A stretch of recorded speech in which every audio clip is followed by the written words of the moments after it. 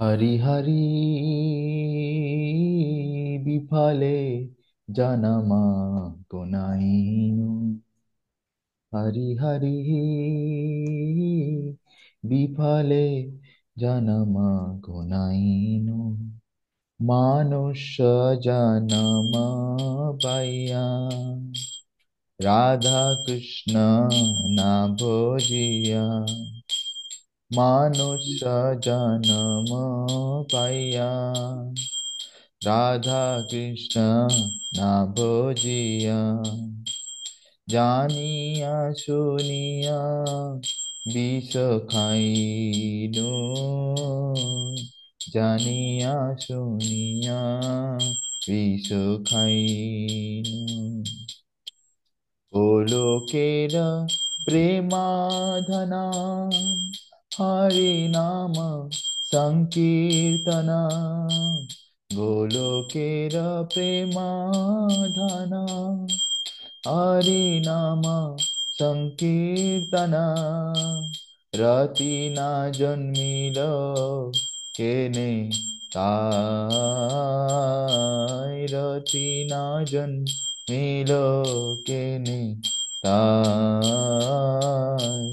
रति ना जन्मिल केने ताय संसार विषानले दीवानिशी हिया जले संसार विषानले दीवानिशी हिया जले जुड़ाइते ना कोई नु पाय जुड़ाइते ना कोई नु पाय जुड़ाइते ना कोई नु पाय ब्रजेंद्र नंदन जे साची सुत হইল সেই ব্রজেন্দ্র নন্দন যে সাচি সুত হইল সেই বলরাম হইল নিতাই বলরাম হইল নিতাই দীনহীন যত ছিল হরি নামে উদ্ধারিল দীনহীন যত ছিল হরি নামে উদ্ধারিল তারো সাক্ষী জগাই মাধায় তারো সাক্ষী জগাই মাধায় आहा प्रभु नंद सुता वृषभानु सुता जुता आहा प्रभु नंद सुता वृषभानु सुता जुता करुणा करो हे बा करुणा करो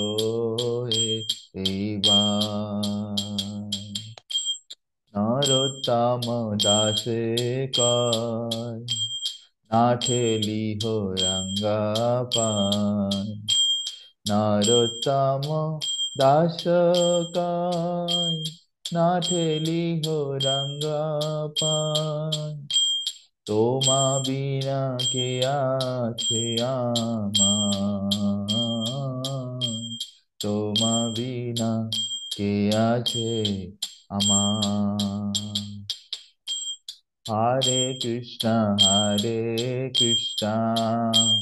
কৃষ্ণ কৃষ্ণ হরে হরে হরে রাম রাম राम राम हरे हरे हरे कृष्णा कृष्णा कृष्णा कृष्णा हरे हरे हरे राम राम राम राम हरे हरे हरे कृष्ण कृष्ण कृष्ण हरे हरे, हरे हरे राम राम राम हरे हरे। जय प्रभुपाद, जय प्रभुपाद, प्रभुपाद श्रील प्रभुपाद। जय गौर हरि बोल, हरि बोल, हरि बोल, हरि बोल। जय श्री निताई गौरांग भगवान की जय, श्रील नरोत्तम दास ठाकुर की जय। তো আমরা পরম সৌভাগ্যবান যে আমরা এরকম গুরু পরম্পরাতে আছি, যাতে এই ধরনের মহান গুরু বৈষ্ণবেরা আছেন আমাদের লাইনেতে আগে, যে নরোত্তম দাস ঠাকুর, ভক্তি বিনোদ ঠাকুর, ভক্তি সিদ্ধান্ত সরস্বতী ঠাকুর গোস্বামী মহারাজ, তারপরে শিলা প্রভুপাদ, হ্যাঁ, এসি ভক্তি বেদান্ত স্বামী প্রভুপাদ, যারা এক একজন রত্ন, এক একজন রত্ন ছিলেন। ঠিক আছে, রত্ন বললেও, রত্ন বললেও কম বলা হয়ে যাবে, এরকম ছিলেন। তো এখানে নরোত্তম দাস ঠাকুর খুব সিনসিয়ার ভাবে প্রার্থনা করছেন। আমরা ভগবানকে তো অনেক প্রার্থনা করি, কিন্তু শুদ্ধ ভক্তরা যখন ভগবানকে প্রার্থনা করে না, পুরো হৃদয় থেকে প্রার্থনা করে, পুরো হৃদয় থেকে। ওই জন্য বলে যে আমরা অ্যাকচুয়ালি প্রার্থনা করতে জানি না, যে কি আমরা প্রার্থনাও করতে জানি না যে কি করে ভগবানকে প্রার্থনা করতে হয়। ঠিক আছে, আমাদের সামনে ঘরে ধরো ভগবানের ফটো আছে, সবকিছু আছে, কিন্তু আমরা ভালো করে প্রার্থনাও করতে জানি না। সেই জন্য গুরুবর্গরা বলে যে যারা আগে ভগবানকে প্রার্থনা করেছে, আমাদের আচার্যরা, তারা কিভাবে প্রার্থনা করেছে সেইটা দেখে আমাদেরকে রিপিট করা উচিত।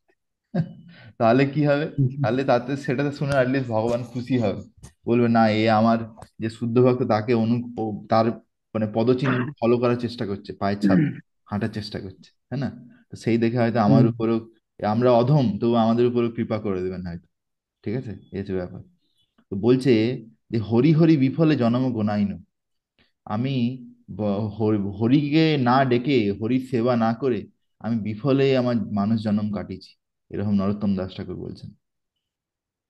মনুষ্য জন্ম পাইয়া রাধা কৃষ্ণ না ভজিয়া, আমি, আমাকে যদিও ভগবান মানুষ জন্ম দিচ্ছে, তবু আমি রাধা কৃষ্ণের ভজন করলাম না, জানিয়া শুনিয়া বিষ খাইনি, সেই জন্য আমি অ্যাকচুয়ালি জেনে শুনে বিষ খেয়েছি। ঠিক আছে, সেটাই বলছে। হ্যাঁ, কেননা আমরা যদি মানুষ জন্ম পেয়ে, তোমাকে ধরো একটা কথা বলছি, তোমাকে একটা ধরো মার্সিডিজ বেঞ্চ গাড়ি দেওয়া হলো, তুমি যদি সেই গাড়িটা নিয়ে মাঠে গিয়ে যদি চাষ করতে যাও পিছনে একটা লাঙল বেঁধে, সেটা কি কোনো বুদ্ধিমানের কাজ হবে? সেটা কোনো বুদ্ধিমানের কাজ নয়, সেটা হচ্ছে অ্যাকচুয়ালি মূর্খর কাজ হবে, তাই না? তো সেরকম ভাবে সেরকম ভাবে যদি তোমাকে যদি একটা ধরো আহ, টোটো দেওয়া হলো, টোটো, সেই টোটোটা নিয়ে তুমি যদি বলো না আমি এই টোটোটা চালিয়ে কলকাতা থেকে বোম্বে যাব, সেটা কি কোনো বুদ্ধিমানের কাজ হলো? সেটা না। যেটাতে যেই কাজটা হবে সেটা দিয়ে সেটা করতে হবে। তো সেরকম ভাবে সেই লোকের সব থেকে বেশি দুর্ভাগ্যবান যারা এই মনুষ্য জন্ম পেয়েছে, মনুষ্য শরীর পেয়েছে, যেটা যে সব থেকে দামি শরীর, যেটা সব থেকে মূল্যবান, তারপরেও কিন্তু তারা রাধা কৃষ্ণের ভজন করেন। তারা অ্যাকচুয়ালি কি করছে, তারা জেনে শুনে বিষ খাচ্ছে, জানিয়া শুনিয়া বিষ খায় না, তাই না?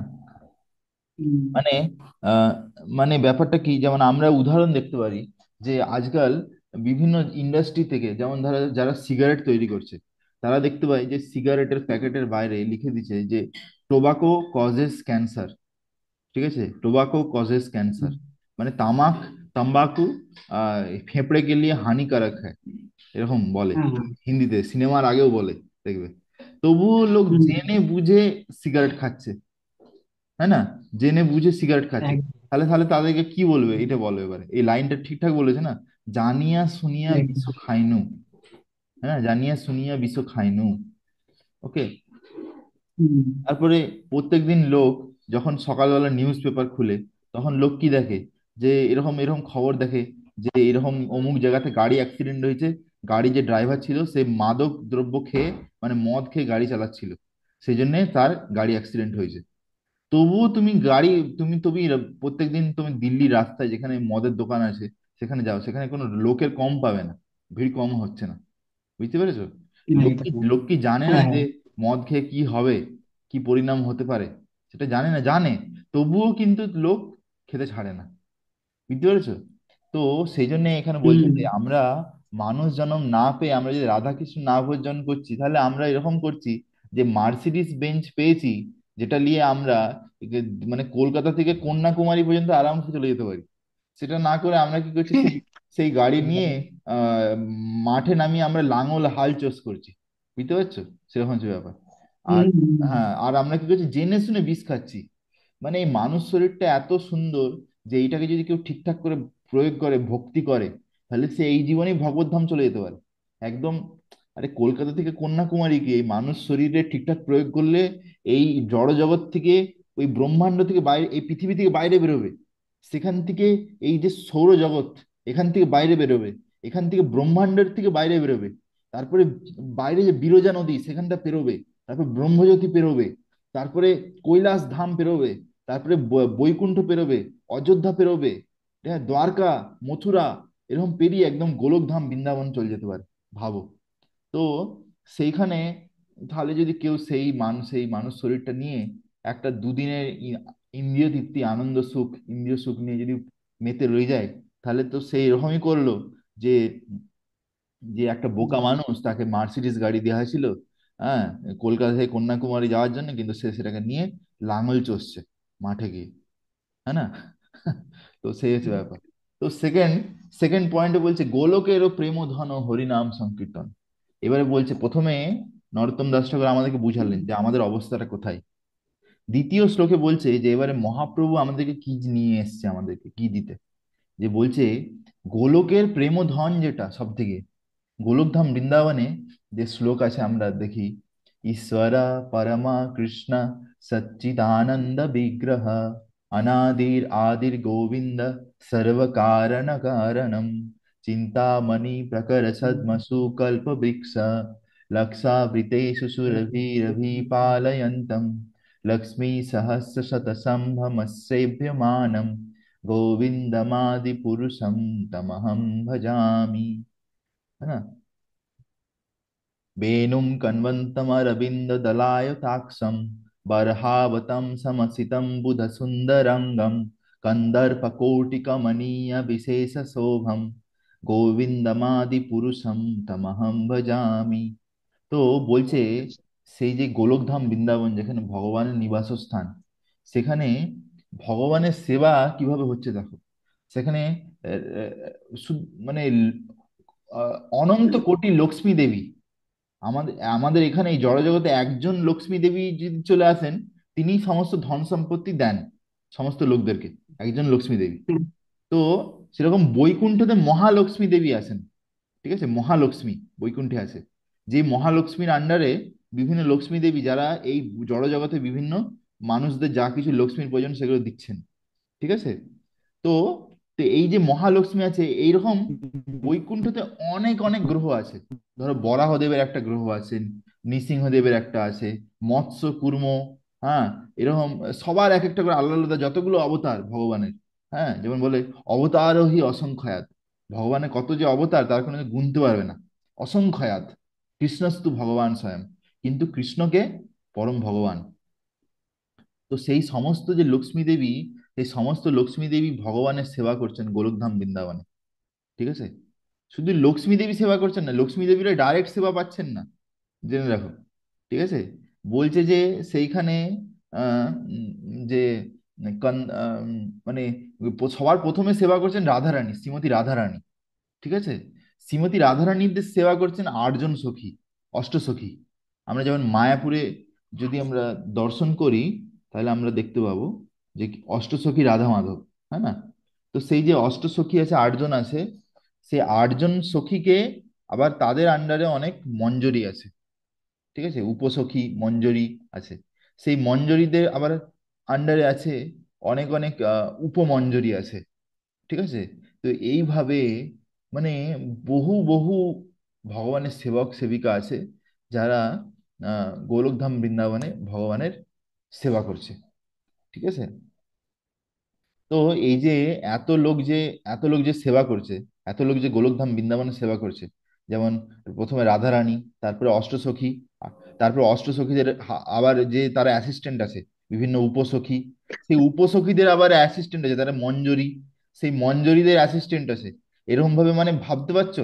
মানে মানে তুমি তুমি কল্পনা করতে পারবে না যে ভগবানের সেবা কিভাবে চলছে সেখানে, কি লেভেলে সেবা চলছে ভগবানের। ঠিক আছে।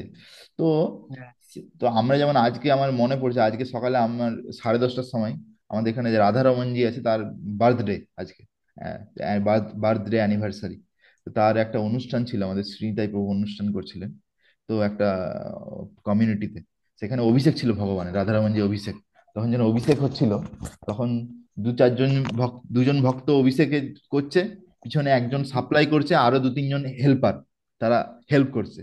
আবার এদিকে একজন মৃদঙ্গ বাজাচ্ছে, একজন করতাল বাজাচ্ছে, একজন হারমোনিয়াম বাজাচ্ছে, একজন গান করছে শ্রীনিতাই বাবু। আর এদিকে পিছনে একজন প্রায় 100 জন লোক বসে গান কীর্তন করছে।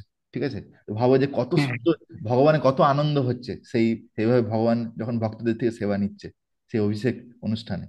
তাহলে এইখানেই যখন আমরা যখন ভগবানের সেবা করছি, একটা ব্যাকগ্রাউন্ডে আমরা কীর্তন করছি, গান চলছে একটা, হ্যাঁ না, মিউজিক চলছে কিছু। তাহলে ভাবো গোলক ধামে কি সেবা এমনি এমনি হবে? গোলক ধামে কোনো না। ব্যাকগ্রাউন্ড মিউজিক থাকবে না? এটা কখনো হতে পারে? হতে পারে না। বলছে যে গোলক ধামে ব্যাকগ্রাউন্ড মিউজিক কি আছে? হরে কৃষ্ণ, হরে হরে কৃষ্ণ, কৃষ্ণ, হরে কৃষ্ণ কৃষ্ণ, কৃষ্ণ, কৃষ্ণ হরে হরে, হরে রাম, হরে হরে রাম, রাম, রাম হরে রাম, রাম, হরে রাম হরে।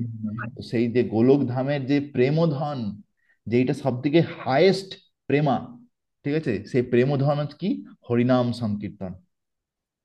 সেই হরিনাম সংকীর্তন মহাপ্রভু তাহলে আমাদের জন্য নিয়ে এসেছে, ভাবো। কিন্তু আমাদের দুর্ভাগ্য কি, সেই হরিনাম সংকীর্তনেও আমাদের রতি জন্মালো না। এটা হচ্ছে যে নরোত্তম দাস ঠাকুর বলছে, বললো যে হায় আমার কত খারাপ কপাল, যে এত সুন্দর হরিনাম, তাতেও আমার কোনো প্রেম জন্মালো না। রতি মানে প্রেম। সংসার বিষানলে দিবানিশি হিয়া জলে, জুড়াইতে না কইনি উপায়। বলছে এই সংসারের যে সাগর, সংসারের যে দাবানল বিষানল, হ্যাঁ, তাতে দিন রাত যেন আমার শরীর জুড়ে জ্বলছে। হ্যাঁ, এর একটা উদাহরণ দেওয়া যেতে পারে। তুমি কেউ যদি বিষ খায়, তাহলে তার কি হবে জানো? বিষ খেলে সবার প্রথমে গলা জ্বলবে, হুম, তারপর গলা পুরো, জ্বলবে। তারপরে পুরো শরীরটাই জ্বলবে, আর কিছুক্ষণের মধ্যে সে টিকিট কেটে যাবে। ঠিক আছে। তো হ্যাঁ। হ্যাঁ, তো সেই রকম ভাবে আমরা এই সংসারেতে যত বেশি ভোগ করার চেষ্টা করছি, ঠিক আছে, তত কি হবে? তত মায়া আমাদেরকে তত বেশি করে লাত মারবে, তত মায়া আমাদেরকে বেশি লাত মারবে। তখন মায়া কি বলবে? তোকে আরো বেশি করে খাটতে হবে। তুই এই ভোগগুলো করতে চাইছিস, তাহলে তোকে আরো বেশি করে খাটতে হবে। তখন কি হবে? এই যে খেটে খেটে আমাদের যেন শরীরের মানে একদম রস নিগড়ে যাচ্ছে। একটা গামছা কে আমরা যখন ভিজানোর পরে আমরা নিগড়াই, তা জল সব বেরিয়ে গেল, তারপরেও নিগড়াচ্ছ, এই কত জল আর বেরোবে তার থেকে? তো সেরকম হচ্ছে আমাদের অবস্থা হচ্ছে। বুঝতে পেরেছো?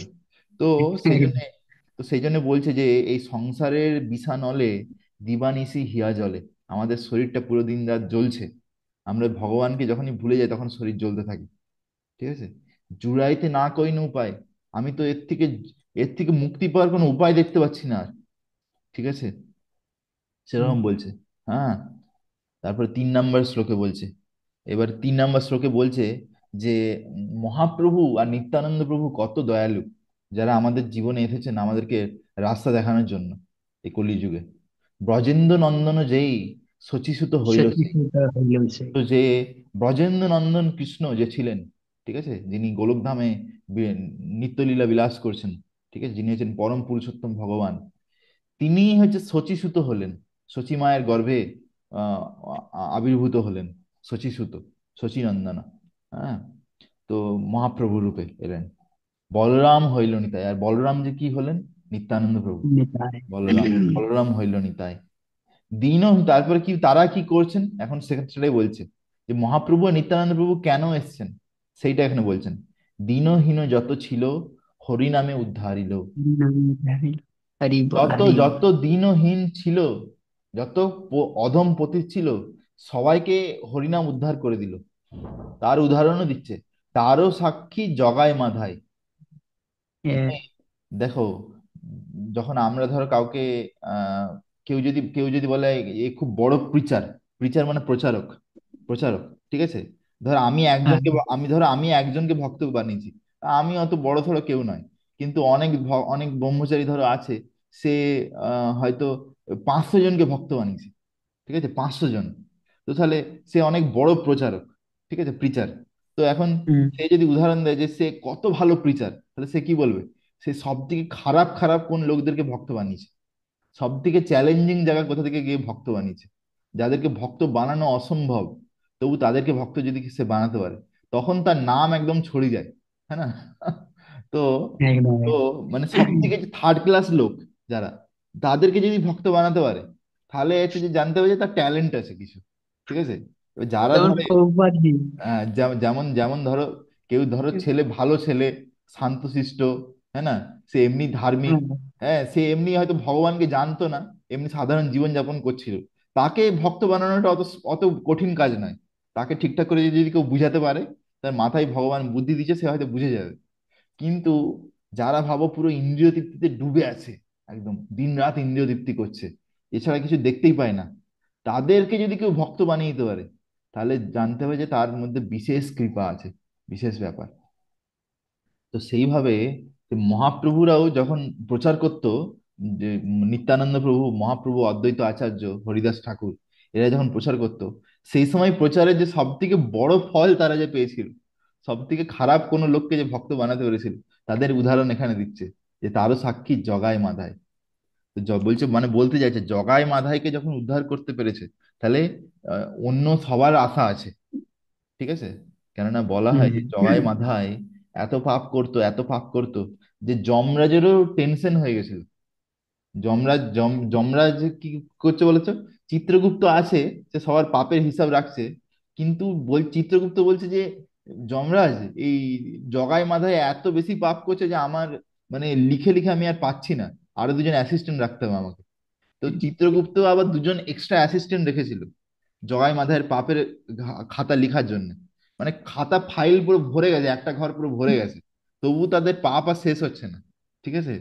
তো সেই রকম পাপীদেরকে আম, নিত্যানন্দ প্রভু কৃপা করে দিলেন, তারপরে মহাপ্রভু কৃপা করলেন। ঠিক আছে? তারপরে সঙ্গে সঙ্গে যেই মহাপ্রভু আর নিত্যানন্দ প্রভু তাদেরকে আলিঙ্গন করলেন, সঙ্গে সঙ্গে তাদের সমস্ত পাপ শেষ, সব পাপ শেষ, নিমেষের মধ্যে সব পাপ শেষ হয়ে গেল।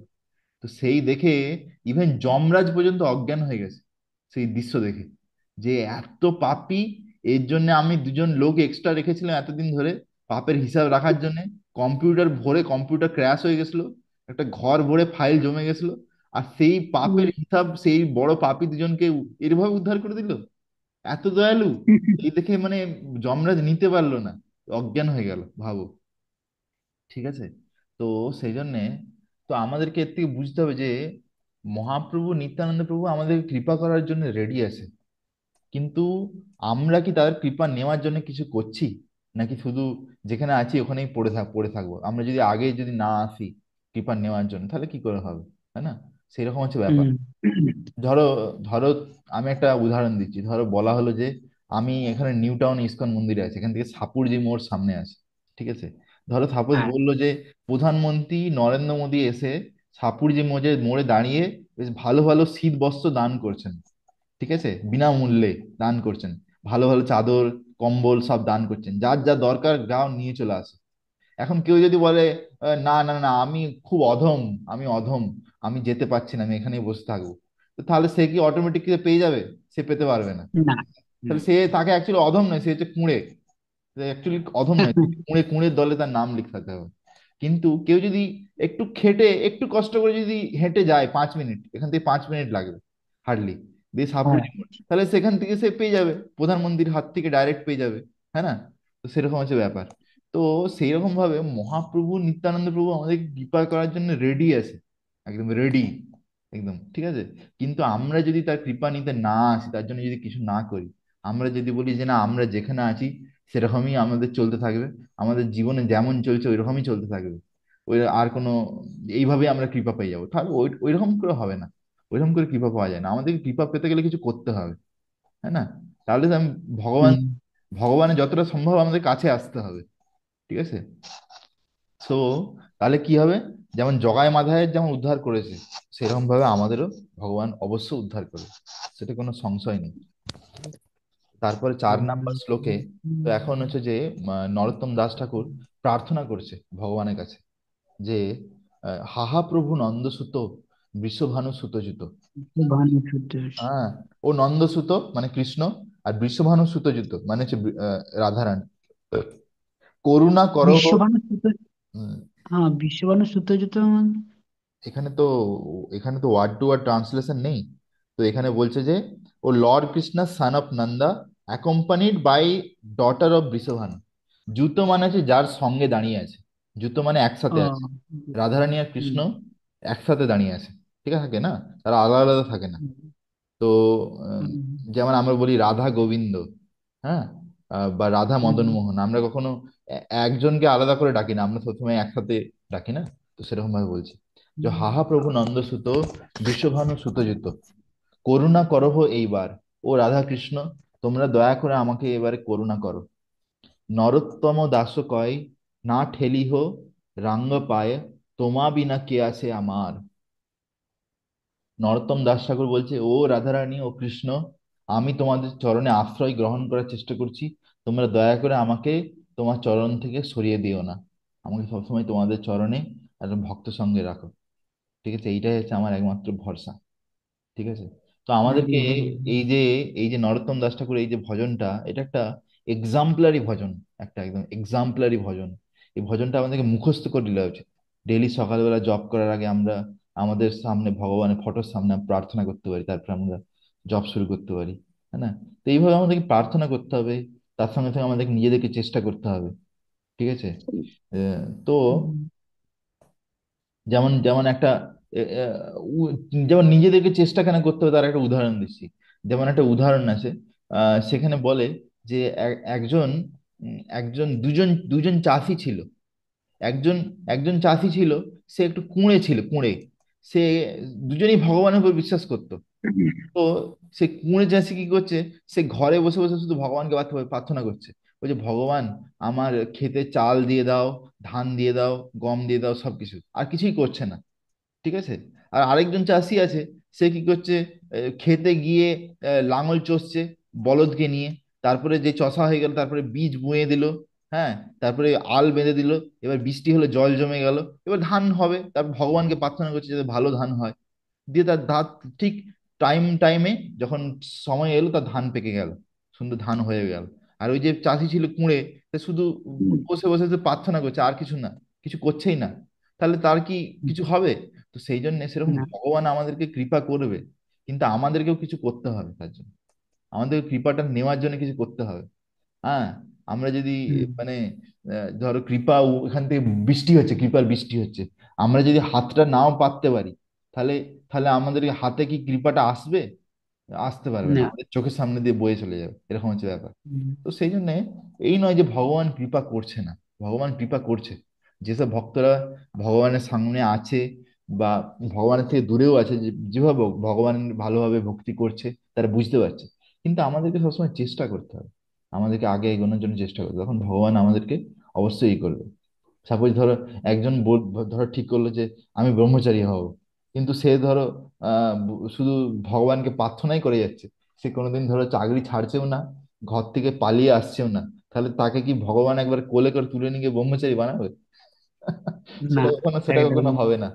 প্রার্থনা করাটা জরুরি আছে, কেননা ভগবান কৃপা দেবে, ভগবান বুদ্ধি দেবে ভিতর থেকে। ঠিক আছে, যে কিভাবে পালাতে হবে, হুম, কিভাবে কথা বলতে হবে ঘরে, কিভাবে চাকরি ছাড়তে হবে, সেটা দিবে। কিন্তু আমাদেরকে নিজেদেরকে দৃঢ় প্রতিজ্ঞ হতে হবে, আমাদের নিজেদেরকে মনটা বানাতে হবে, মনটাকে। নাহলে আমরা যদি নিজেদের তরফ থেকে কিছু না করি, তাহলে কিছুই হবে না।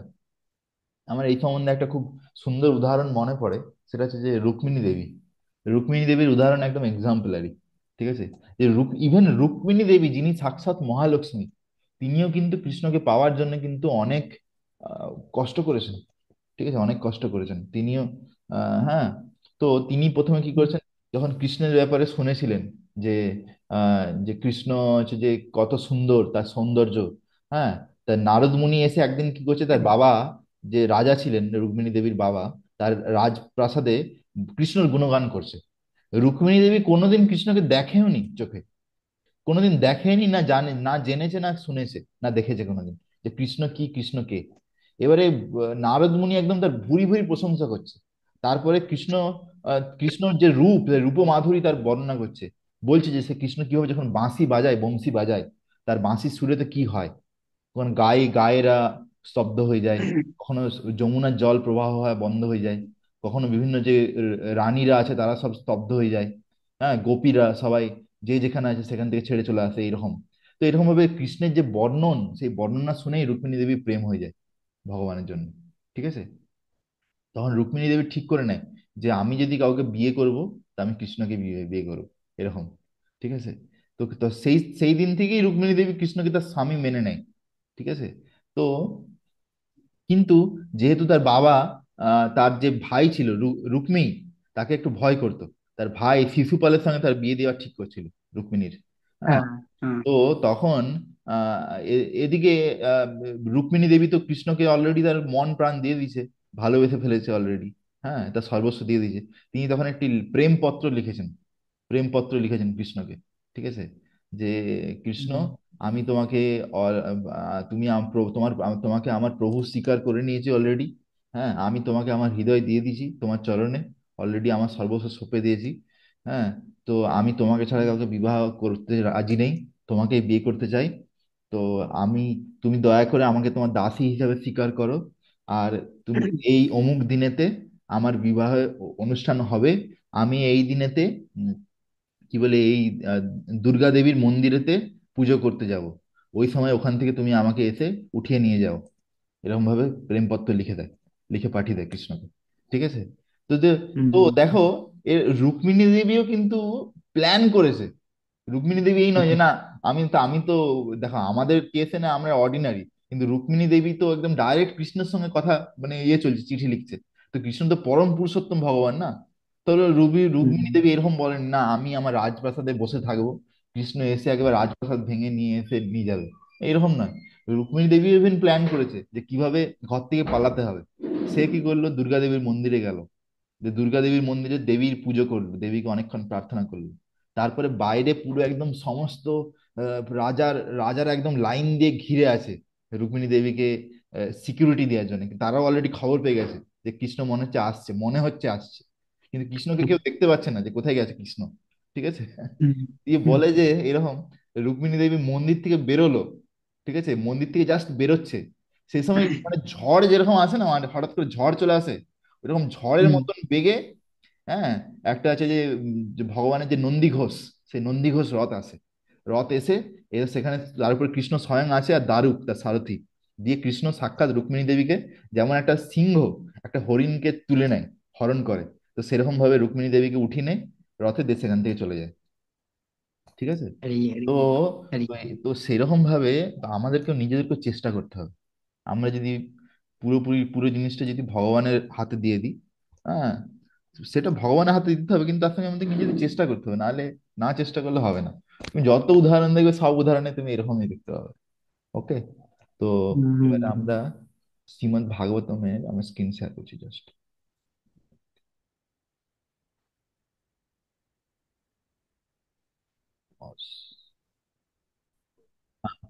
শ্রীমদ্ ভাগবতমে আমরা আহ, তৃতীয় স্কন্ধে 33 নম্বর অধ্যায় সপ্তম শ্লোক থেকে আমরা পড়ছি। সেটাতে অ্যাক্টিভিটিস অফ কপিলা, কপিল দেবের বিভিন্ন কার্যকলাপ, তার ব্যাপারে তার মা দেবহূতি এখানে বর্ণনা দিচ্ছেন। তো অ্যাকচুয়ালি কপিল দেবকে। কপিল দেব হচ্ছে দেবহূতি পুত্র কপিল। ঠিক আছে, দেবহূতি পুত্র কপিল তিনি ভগবানের একজন অবতার।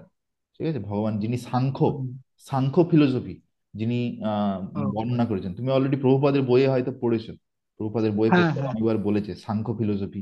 হ্যাঁ, হুম, কপিল হুম, দেব। তো সেই কপিল দেব তার তার মাকে ভক্ত বানানোর জন্য অনেক ভক্তির জ্ঞান দেন।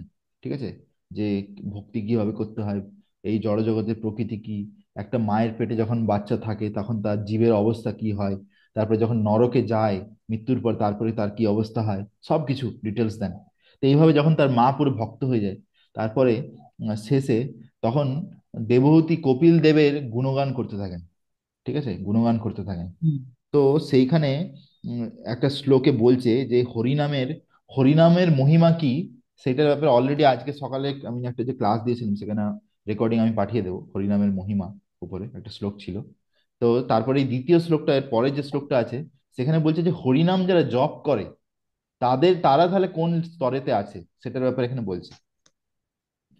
हरी बोल हरी ओम बोल। ओम नमो भगवते वासुदेवाय नारायणं नमस्कृतं नरं चैव नरोत्तमं देवीं सरस्वतीं व्यासं ततो जयमुदीरये नष्टप्रायेषु अभद्रेषु नित्यं भागवत सेवया भगवतीरुत्तमश्लोके भक्तिर्भवति नैष्टिकी कृष्णाय वासुदेवाय देवकी नंदनाय च नंदगोपकुमाराय गोविन्दाय नमः। বলছে अहोबातो सपोचोतो गरियान यज्जिह्वाग्रे वर्तते नाम तुभ्यं तेपुस्तपस्ते जुहुभु स्वस्नुर आर्य ब्राह्मणोचुर नाम गृणन्ति जेते। Translation. Oh, how glorious are they whose tongues are chanting your holy name, even if born in the family of dog eaters. Such persons are worshipable. Persons who chant the holy name of your lordship must have executed all kinds of austerities and fire sacrifices and achieved all the good manners of the Aryans. To be chanting the holy name of your lordship, they must have bathed at holy places of pilgrimage, studied the Vedas, and fulfilled everything required. বলছে, তো দেবহূতি বলছে কপিল দেবকে, ও তারা কত মহান যারা তাদের জীব দিয়ে এই হরিনাম জপ করে। যদিও তারা যদি কুকুরের মাংস ভক্ষণকারী চণ্ডালদের ঘরে জন্ম হয়, তবুও তারাও কিন্তু পরম পূজ্য হয়ে যায় যদি তারা তোমার দিব্য নাম জপ করে। হ্যাঁ, তো কি বলছে, persons who chant the holy name of your lordship, সেই সমস্ত ব্যক্তিরা যারা তোমার দিব্য নাম জপ করে, must have executed all kind of austerities, তারা অলরেডি পূর্ব জন্মেতে থেকে সমস্ত ধরনের যাগযজ্ঞ করে নিয়েছে, যেগুলো করা দরকার, সমস্ত তপস্যা করে নিয়েছে, সমস্ত, হ্যাঁ মানে আগের যে যেগুলো যোগ্য যাগযজ্ঞ দরকার, ফায়ার স্যাক্রিফাইস, সেগুলো করে নিয়েছে।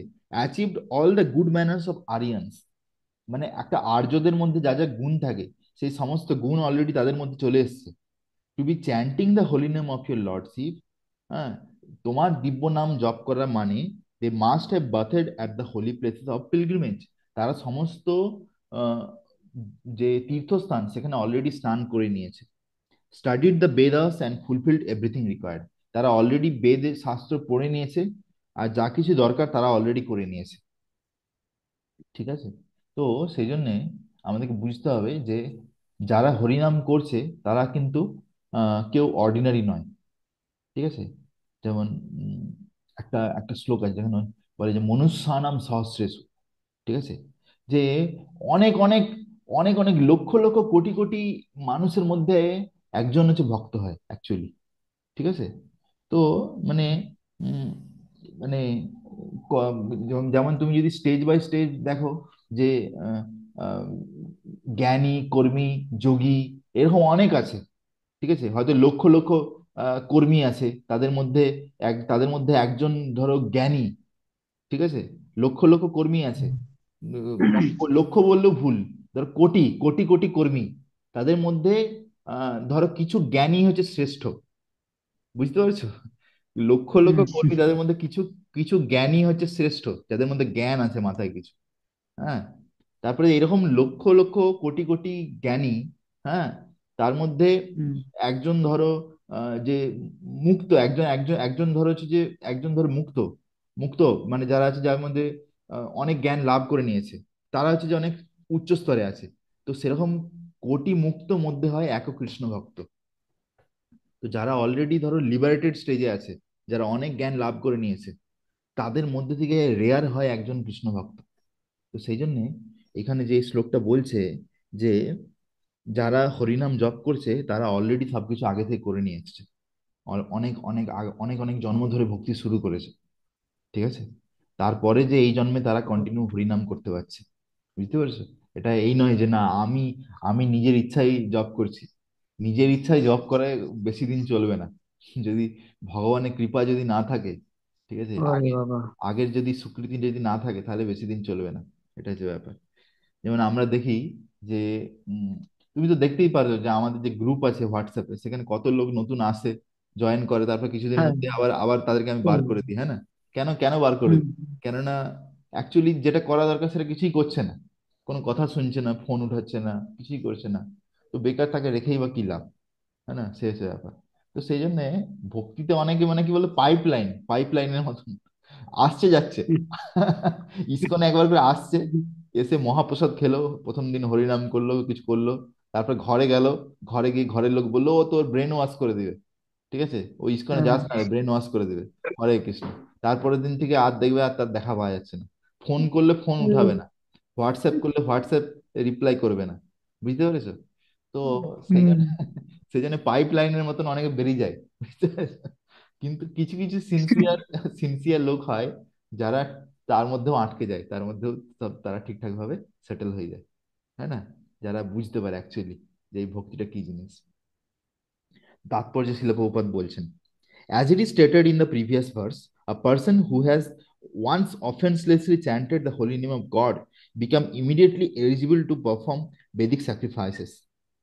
এর আগের শ্লোক যেটাতে অলরেডি আজ সকালে আমি বর্ণনা করেছি, সেখানে আহ, সেটা শুনলে বুঝতে পারবে যে একজন ব্যক্তি, সে যদি চণ্ডালের ঘরে জন্ম হয়, সে যদি কুকুর মাংস ভক্ষণ করে, তবু সে যদি এক একবার যদি অপরাধ মুক্ত হয়ে যদি হরিনাম করে, এই দিব্য নাম মহামন্ত্র যদি জপ করে, তাহলে কি, তাহলে কি হবে, সে যজ্ঞ করার মতো আহ, যোগ্য হয়ে যায়, যোগ্য করার জন্য যোগ্য ব্যক্তি হয়ে যায়, ভাবো, সে তাকে তাকে দিয়ে যোগ্য করানো যাবে, এরকম বলছে। হ্যাঁ, one should not be astonished by the statement of Srimad Bhagavatam. একজন ব্যক্তি কিন্তু তো অবাক হওয়া উচিত না।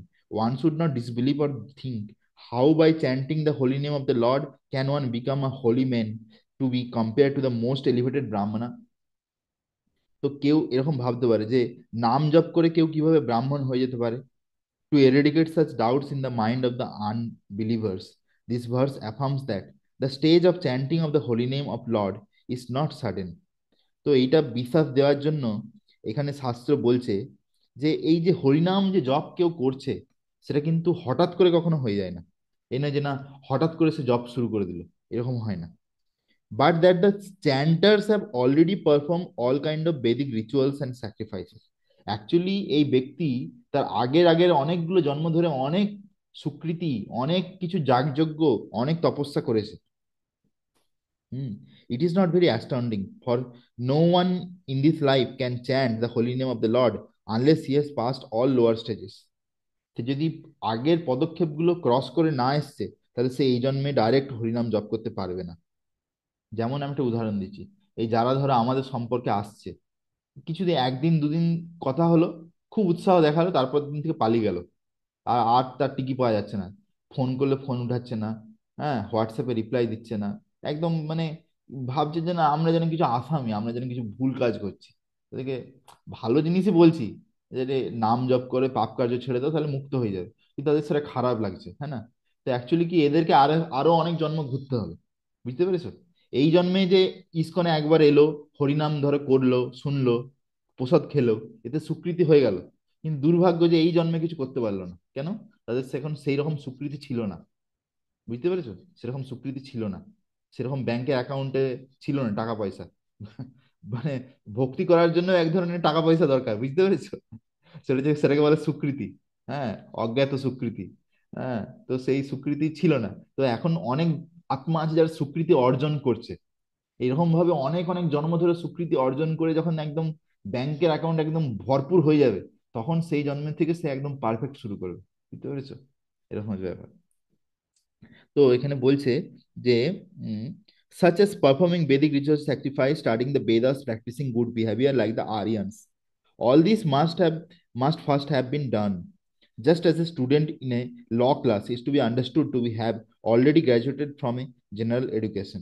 যেমন যদি আমরা দেখি যে কেউ যদি আহ, আহ, উকিলের পড়াশোনা করছে, উকিল হওয়ার জন্য, মানে হাইকোর্টের জাজ এসব হওয়ার জন্য পড়াশোনা করছে, তার মানে বুঝতে হবে তারা সে অলরেডি আগের মানে ক্লাস 10 ক্লাস 12 এই সমস্ত কিছু পাস করে গেছে। তাকে আর আলাদা করে জিজ্ঞাসা করা দরকার নেই, এই তুই কি ক্লাস 10 পাস করেছিস, ক্লাস 12 পাস করেছিস, কেউ তাকে জিজ্ঞাসা করবে? কেউ জিজ্ঞাসা করবে না। সে যখন হচ্ছে ল পড়ছে, সে লয়ের কত কি স্কোর আছে সেটা সে জানতে যাবে। যেমন আমার মনে আছে, আমি যখন নেক্সা কোম্পানিতে চাকরির জন্য গেছিলাম, তখন আমাকে কেউ জিজ্ঞাসা করেনি যে আমি ক্লাস 10 কি পড়েছি, ক্লাস 12 কি পড়েছি, আমার শুধু ইঞ্জিনিয়ারিং এর যে সার্টিফিকেট ছিল সেই সার্টিফিকেটই দেখেছে, এর বেশি কিছু জিজ্ঞাসা করেনি। তাও আমার ফাইনাল ইয়ার সার্টিফিকেট, ওটা যথেষ্ট, ঠিক আছে। তো সেটাতে অলরেডি তারা বুঝতে পারছে যে এই ব্যক্তি যখন এই ধরো সে বিটেক করেছে, এমটেক করেছে বা ডুয়েল ডিপ্লোমা করেছে, তার মানে সে অলরেডি আগের গুলো পাস করে এসে তবেই এখানে আসতে পেরেছে। এই নয় যে সে ডাইরেক্ট লাফ মেরে চলে এসেছে, হ্যাঁ না? তো সেরকম হচ্ছে ব্যাপার। Anyone who is engaged in chanting the holy name of the Lord, Hare Krishna, Krishna Krishna, Hare Hare, Hare Ram, Ram Ram, Hare Hare, Ram Ram must Hari have Hari. already passed all the lower stages.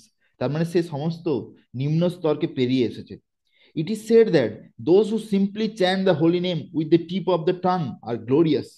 বলছে যারা শুধুমাত্র জিভ দিয়ে হরিনাম জপ করে তারা অনেক মহান। One does not even have to chant the holy name and understand the whole procedure. তারপর প্রভুপাদ দেখো কত দয়ালু, প্রভুপাদ কি বলছে। প্রভুপাদ বলছে কাউকে নাম জপ করতে হবে না। বলছে সে যদি আহ, পুরোপুরি নাও বুঝে যে কোনটা অপরাধযুক্ত নাম, কোনটা অপরাধবিহীন হরিনাম, কোনটা শুদ্ধ নাম, এত কিছু যে সে যদি নাও বুঝে, সে শুধুমাত্র হরিনাম শুনলো আর হরিনাম জপ করতে থাকলো, তবুও সে, তো সেটাও যথেষ্ট, সেটাও যথেষ্ট। হ্যাঁ, বলছে সেটাও তাকে মুক্তির জন্য যথেষ্ট।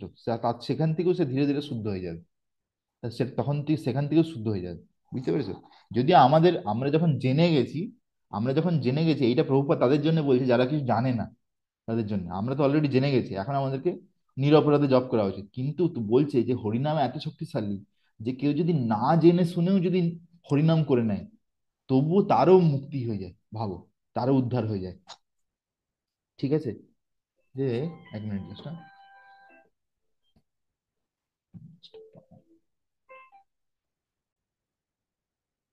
হ্যাঁ, তো আমরা যেটা এখানে বলছে যে যে তাহলে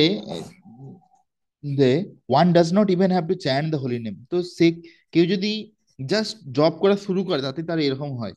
ইট is said here in that nama a singular number, one name Krishna or Rama is sufficient.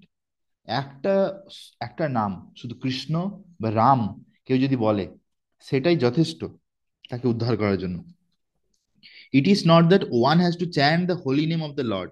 The holy name of the Lord are innumerable, and one does not have to chant all the names to prove that he has already undergone all the processes of Vedic ritualistic ceremonies. Huh. If one chant once only, it is to be understood that he has already passed all examination. বলছে কোনো ব্যক্তি যদি একবার হরিনাম করে, তার মানে বুঝতে হবে সে অলরেডি সমস্ত আহ আগের যে পরীক্ষাগুলো আছে সেগুলো পাস করে এসেছে। Not to speak of those who are chanting always 24 hours a day। তাদের ব্যাপারে আর কি বলার আছে, যারা সবসময় হরিনাম জপ করছে, মানে দিবারাত্রি সবসময় জপ করছে 24 hours। It is specifically said here, Tubhyam, unto you, one must chant God's name, not as the Mayavadi philosophers say, any name, such demigod's name, or the name of God's energy. Only the holy name of Supreme Lord will be effective. Anyone who compares the holy name of the Supreme Lord to be names of the demigods uh, is called pasandi or an offender. তো এখন next পয়েন্টে, এখানে তাৎপর্যতে প্রভুপাদ বলছে যে আমরা নাম জপ কেন করি, আমাদেরকে নাম জপ কেন করা উচিত সেটা এখানে বলছে। দ্য হোলি নেম, বা কিভাবে জপ করা উচিত সেটা এখানে বলছে। The holy name has to be chanted to please the supreme lord. আমাদেরকে নাম জপ করা উচিত ভগবানকে খুশি করার জন্য। বুঝতে পেরেছো? ভগবানকে খুশি করার জন্য, not for any sense gratification আর প্রফেশনাল পারপাস। না, এই নয় যে আমি নাম জপ করছি আর মনে মনে ভগবানকে প্রার্থনা করছি, ভগবান আমার যাতে আরো ভালো চাকরি হয়ে যায়, আরো যাতে আমার টাকাটা, স্যালারিটা 10,000 টাকা আরো বেড়ে যায়, ঠিক আছে, আমি যেন একটা 4 BHK ফ্ল্যাট পেয়ে যাই, এইরকম করে নাম জপ করা উচিত না। না, আমাদেরকে বলছি, যেমন আমরা দেখলাম যে নরোত্তম দাস ঠাকুর যে ভজনটা লিখেছে, যেরকম ভাবে ভগবানকে প্রার্থনা করছে, ওই রকম ভাব নিয়ে আমাদেরকে, মনোভাব নিয়ে আমাদেরকে নামটা জপ করা উচিত। তাহলে আমরা ভগবানের কৃপা অ্যাকচুয়ালি পাবো। ঠিক আছে? It is, if this pure mentality is there, then even though a person is born in a low family such as dog eaters, he is so glorious that not only he has purified himself, but he is quite competent to deliver others. বলছে এইরকম শুদ্ধ মনোভাব নিয়ে কেউ যদি নাম জপ করে, তাহলে সেই ধরনের ব্যক্তি, সে যদি যদি কুকুর মাংস ভক্ষণ করে ঘরে বা চণ্ডালের ঘরে জন্ম হয়, সে এত শুদ্ধ হয়ে যায় যে সে নিজেকে কি উদ্ধার করবে, সে অন্য লোকদেরকে উদ্ধার করার যোগ্য হয়ে যায়। ঠিক আছে, he is competent to speak on importance of the transcendental name. হ্যাঁ, সে ইভেন হরিনামের উপরে অন্য লোককে লেকচার দেওয়ার জন্য যোগ্য হয়ে যায়। সে অন্য লোককে হরিনামের উপরে বর্ণনাও করতে পারে। তার উদাহরণ হচ্ছে হরিদাস ঠাকুর, যিনি একজন মুসলমানের ঘরে জন্মগ্রহণ হয়েছিল করেছিলেন, কিন্তু তবুও তিনি এত শুদ্ধভাবে নাম জপ করতেন যে মহাপ্রভু তাকে নাম আচার্য বানিয়েছিলেন। নামে তুমি নামের আচার্য হরিদাস, এরকম বলেছিলেন। হ্যাঁ, তো তো সেটা এখানে বলছে যে উম, তারপরে বলছে যে Sasnu, Sasnu means that they have already traveled to all the holy places of pilgrimage. Part in purificatory activities. মানে যারা হরিনাম জপ করছে তারা অলরেডি সমস্ত ধামে ঘুরে নিয়েছে। সমস্ত ধামে ঘোরার ফল তারা অলরেডি পেয়ে গেছে। সেখানে ধামে গিয়ে ঘোরা, ধামে স্নান করা, সবকিছুর ফল হয়ে গেছে। এই যে আমরা যে এখন মন করে এই কুম্ভ মেলা হচ্ছে, কুম্ভ মেলা, এই কুম্ভ মেলা আমরা যেতে পারছি না, এই আমি বেঙ্গলে পড়ে আছি। অনেক লোক ভাবতে পারে, আরে মহাকুম্ভ মেলা আগে কতদিন ছাড়া ছাড়া হচ্ছে, তবু আমরা কুম্ভ মেলা যেতে পারছিস না, তুই কি করলি তুই ব্রহ্মচারী হয়ে? তাহলে এরকম অনেক লোক বলতে পারে। আরে ভাই, এখানে শাস্ত্র কি বলছে দেখো, কেউ যদি শুদ্ধ নাম জপ করে একবার, হরে কৃষ্ণ মহামন্ত্র, সে সমস্ত কুম্ভ মেলা কি গো, সমস্ত গঙ্গা যমুনা সরস্বতী যা যা নদী, সব নদী, নর্মদা সিন্ধু কাবেরী, সবে স্নান করা, সমস্ত ধামে ঘোরা, সব ফল সে পেয়ে গেছে অলরেডি। আর কিছু বলার আছে এর থেকে বেশি? আর কিছু নেই। তো সেই হচ্ছে ব্যাপার। তো কিন্তু তার বিশ্বাসটা থাকতে হবে। তা যদি বিশ্বাস না থাকে তাহলে কি হবে? বিশ্বাস করতে হবে। ঠিক আছে, সেটা হচ্ছে ব্যাপার এখানে। যে আহ, তো এখানে বলছে যে Aryans are refer to those who are civilized. হ্যাঁ, any devotee who is chanting the holy name of the lord is the best kind of Aryans. হ্যাঁ, ইভেন বলছে যারা নাম জপ করে তারা মানুষদের মধ্যে শ্রেষ্ঠ। যত মানুষ আছে তার মধ্যে শ্রেষ্ঠ হয়, তারা হচ্ছে নরোত্তম। মানে যত মানুষ তাদের মধ্যে শ্রেষ্ঠ, নরোত্তম বা আরিয়ান। আরিয়ান, অ্যাকচুয়াল আরিয়ান। হ্যাঁ, তো উম, তারপরে এখানে বলছে যে the word grinanti which is used in this verse already establish in the perfectional stage of ritualistic performance.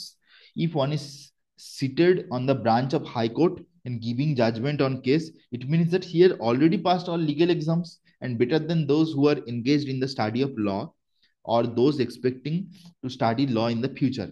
এই যে আমি যে উদাহরণটা আগে বলেছিলাম সেটাই প্রভুপাদের বই থেকে বলেছে, প্রভুপাদ এখানে বলছে কেউ যদি হাইকোর্টে জাজ হয়ে বসে আছে, তার মানে আবার কেসের বিচার করছে, তার মানে সে অলরেডি আগে সমস্ত পরীক্ষা পাস করে গেছে। যারা এখন হাইকোর্টে ঢুকার জন্য পরীক্ষা দিচ্ছে তাদের থেকে অনেক উচ্চ স্তরে সে আছে, তবে যে সে হাইকোর্টে জাজ হতে পেরেছে, তাই না? সেটাই। So similar way, persons who are chanting the holy name and transcendental to those who are factually performing the Vedic rituals, those who expect to be qualified. ঠিক আছে, যারা অনেক যাগযজ্ঞ করছে, নিয়ম পালন করছে, বিভিন্ন ব্রত করছে বিভিন্ন, হ্যাঁ না, কিন্তু নাম জপ করছে না, অ্যাকচুয়ালি কি তারা এখনো সিঁড়ি দিয়ে উপরে উঠছে? তাদের এখন অনেক সিঁড়ি উঠা বাকি আছে। তারপরে এক সময় আসবে যখন তারা এই হরিনাম করার স্তরে আসবে। বুঝতে পারছো? মানে আমরাও আগে অনেক দেব দেবীদের পুজো করেছি, তারপরে হয়তো আমরা আহ শিবজির পুজো করেছি। এরকম ভাবে আমরা ধীরে ধীরে ধীরে ধীরে তারপরে শিবজির কৃপাতে, আমিও আগে শিবের ভক্ত ছিলাম, আমি নিজে আগে শিবের ভক্ত ছিলাম। তারপরে আমাকে হঠাৎ করে শিবজির কৃপাতে আমার হয়তো ভাগবত গীতা একদিন পেয়েছিলাম। ভাগবত গীতা পড়ে তারপরে আমি বুঝতে পারি যে ভগবান হচ্ছে পরমেশ্বর অ্যাকচুয়ালি। ঠিক আছে, আমি আগে কনফিউশনে ছিলাম যে আরে কে ভগবান। আরে বাঙালিদের ঘরে কি না থাকে বলো তো? এই শিব আছে, দুর্গা আছে, কালী আছে, সব আছে। মানে আর ঘরে ঘরের লোক কি বলে সবাই ভগবান, তাই না? তো কনফিউজড, কনফিউজ যে অ্যাকচুয়াল ভগবান কে, তাই না? তো তারপরে আমি হঠাৎ করে আমি ক্লাস 11 12 পড়তাম, তখন মায়াপুর থেকে ভক্তরা এসে ভাগবত গীতা দিয়ে দেয়, তাই না? তো সেই ভাগবত গীতা যখন পড়ি তখন সেখান থেকে বুঝতে পারি অ্যাকচুয়ালি ভগবানকে। তার আগে পর্যন্ত নালে ঘুরছিলাম, একবার একদিন কালী মন্দির, আরেকদিন শিব মন্দির, এরকম ঘুরছিলাম। তো সেই হচ্ছে ব্যাপার। তো those who are factually performing the Vedic rituals are those expected to be qualified. There are many Vedic statements in different places saying that anyone who chants the holy name of the Lord becomes immediately freed from conditional life, and that anyone who hears the holy name of the Lord, even though born in a family of dog eaters, also become liberated from the clutches of material entanglement. বলছে যে নাম জপ করছে সে এই ভব বন্ধন অবশ্যই পার করবে। সে বলছে ভাগবতম বলছে সে পার করে গেছে। ভাগবতম কেন বলছে, মানে তার হয়তো আর একটা দুটো জন্ম লাগবে। কেউ যদি নাম জপ করা শুরু করে ফেলেছে, তার মানে সে হুম হয় এই জন্মে ভগবত ধাম যাবে। আর যদি সিরিয়াস না হয়, আরো একটা দুটো জন্ম লাগবে। ঠিক আছে। এই জন্য হুম বলছে, ভাগবতম বলছে সে অলরেডি উদ্ধার হয়ে গেছে। আর দ্বিতীয় কথা কি বলছে, কেউ যদি হরিনাম শুনে নেয়, সে যদি চণ্ডালের ঘরের লোক হয়, কুকুর মাংস ভক্ষণ করে, তবুও কিন্তু সেই ব্যক্তিও, তারও কিন্তু মুক্তি হয়ে যায়। কেন? সেই যে হরিনাম যে শ্রবণ করলো, সে এটাতে কিন্তু তার অলরেডি স্বীকৃতি হয়ে গেল। সে হয়তো আরো একটু স্বীকৃতি জমাবে, তারপর সেও ভক্তি শুরু করবে, তারও উদ্ধার হয়ে যাবে। ঠিক আছে। তো এটা hmm timeless, timeless glories of the holy name, Bhagavatam. ঠিক আছে। মানে কোনো হুম হরিনামের গুণমহিমার শেষ নেই। হ্যাঁ না? তো সেই জন্য আমাদের যদি এরকম এত ইম্পর্টেন্ট, এত মহত্বপূর্ণ এই হরিনাম যে আমরা পেয়েছি মহাপ্রভু কৃপায়, প্রভুপাদের কৃপায়, না? তো আমরা যদি ঠিক করে নাম জপ করি, তাহলে আমরা এই জীবনটাই আমরা শেষ জীবন করতে পারি। আর বারবার আমাদেরকে এখানে আসতে হবে না। তাই না? তারপরে তাদের ব্যাপারে কি বলার, যারা ভগবানের জন্য, খুশির জন্য নাম জপ করছে, ভগবানের জন্য সারা সেবা করছে, ভগবানের জন্য ডোনেশন কালেকশন করতে যাচ্ছে, হ্যাঁ, ভগবানের জন্য অন্য লোককে প্রচার করছে, গীতা ডিস্ট্রিবিউশন করছে, তাদের তো কোনো চিন্তাই নেই। হ্যাঁ না? হুম ঠিক আছে। হুম হুম হরি বল। এইবারে